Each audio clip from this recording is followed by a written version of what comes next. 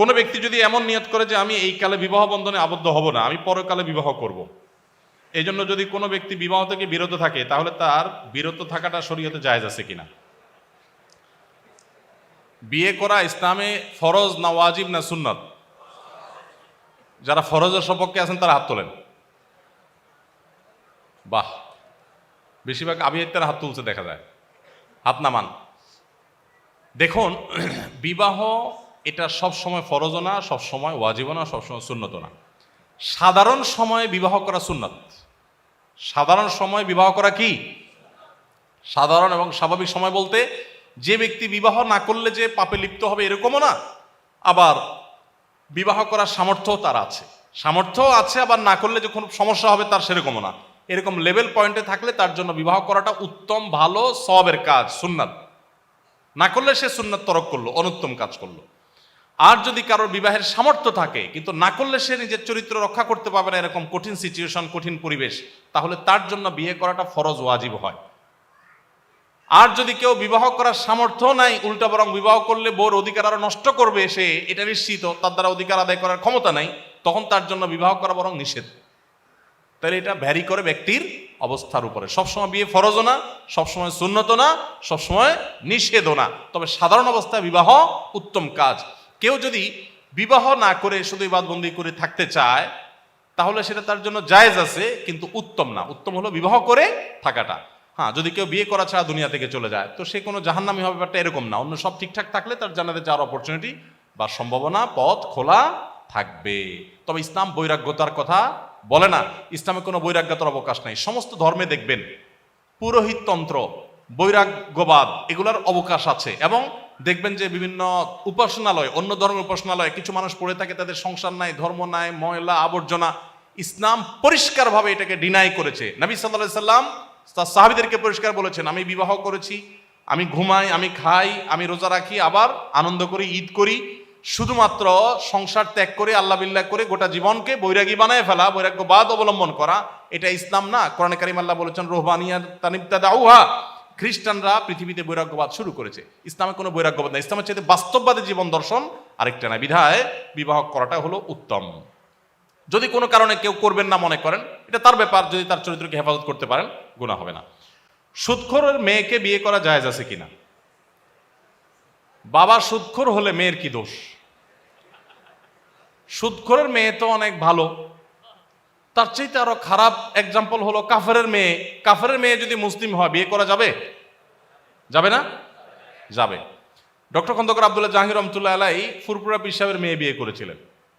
তো যারা পীর মুরিদি দেখতে পারেন না, বা আপনার পীর সাহেবের মেয়ে বিয়ে করার পরে যাদের অনেক বেশি ঘোরতর আপত্তি ছিল, এরকম কেউ একজন প্রশ্ন করেছে ওনাকে।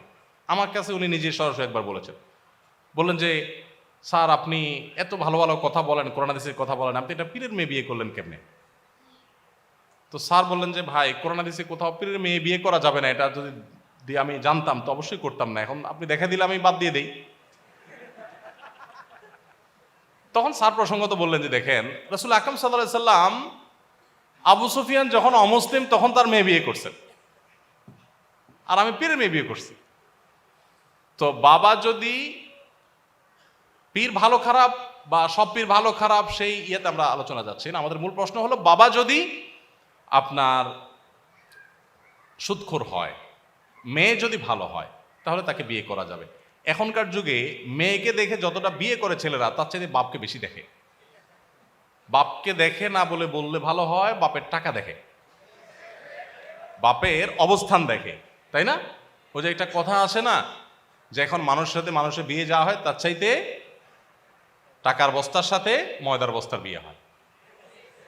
এক পক্ষ খোঁজে ময়দার বস্তা, আরেক পক্ষ খোঁজে টাকার বস্তা। এক পক্ষ খোঁজে রূপ লাবণ্য, আরেক পক্ষ খোঁজে শুধু টাকা পয়সা। নবী সাল্লাল্লাহু আলাইহি সাল্লাম বিয়ে কি দেখে করার জন্য বলেছেন? ফাজফার বিজাতিদ দ্বীন, তুমি যে মেয়েটাকে বিয়ে করবা ওর ধার্মিকতা দেখো, ওর বাপ কি করছে এটা তো তোমার বিষয় না, বিষয় হলো এই মেয়েটা কেমন। এখন আমাদের অনেকেরই চিন্তা হলো যে দুধ মেয়ে যাতা হোক, বাপের টাকা চাই, ছেলে যাতা হোক, সরকারি চাকরি চাই। তো এই কারণে আমাদের সংসারগুলোতে শান্তি হচ্ছে না।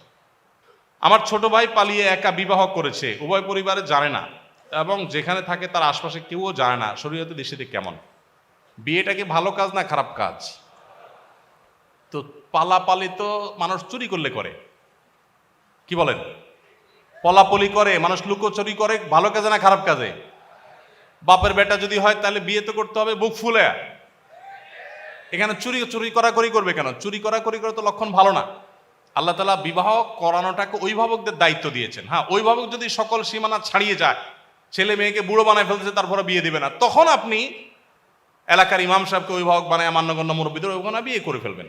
কিন্তু আপনার আজকাল পোলাপান এই যেমনে সেমনে যারে তারে ভাল লাগছে, এই তারি নারি করতে করতে তার হাত ধরে চলে গেছে এবং এই পালাপালি করে। এগুলো উচিত না, এগুলো অবশ্যই শরিয়ার যে নীতিমালা তার খেলাফ। কিন্তু এভাবে বিয়ের অন্যান্য শর্তগুলো পাওয়া গেলে বিয়ে হতে পারে, বাট মেয়েদের ক্ষেত্রে অভিভাবকের সম্মতিকে অনেক ওলামা একরাম আবশ্যক বলেছেন, নাহলে বিয়েই হবে না।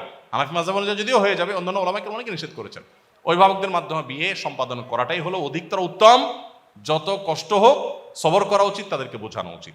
বাচ্চার জন্মের পর বাচ্চার কানে আজান দেওয়া কতটুকু জরুরি, কতক্ষণ সময়ের মধ্যে আজান দেওয়া উচিত? বর্তমানে বেশিরভাগ বাচ্চা ক্লিনিক বা হাসপাতালে জন্মগ্রহণ করে, সেক্ষেত্রে শতকরা 90% বাচ্চা আজান থেকে বঞ্চিত হয়। ক্লিনিক কর্তৃপক্ষ সবাইকে বিষয়টি নিয়ে সচেতন করতে আমাদের করণীয় জানতে চাই। বাচ্চার জন্মের পর তার ডান কানে আজান দেওয়া মানে কানে হাত দিয়ে একেবারে চিৎকার করে মুয়াজ্জিনের মতো আজান দিবেন না, কিন্তু বাচ্চার কান নষ্ট হয়ে যেতে পারে। কানে আজান দেওয়া মুস্তাহাব, হাদিসে আসছে, সাহাবীরা অনেকে করতেন। নবী সাল্লাল্লাহু আলাইহি সাল্লামের দিকেও কোনো কোনো হাদিসে সম্বন্ধ করা আছে, তিরমিজিতে, আবু দাউদে হাদিস আছে। ডান কানে আজানের বাক্যগুলো আর বাম কানে একামতের বাক্যগুলো বলাটা ভালো। জীবনের শুরুতে তাওহীদের বাণী তার কানে দিয়ে দেওয়া, এটা উত্তম। কিন্তু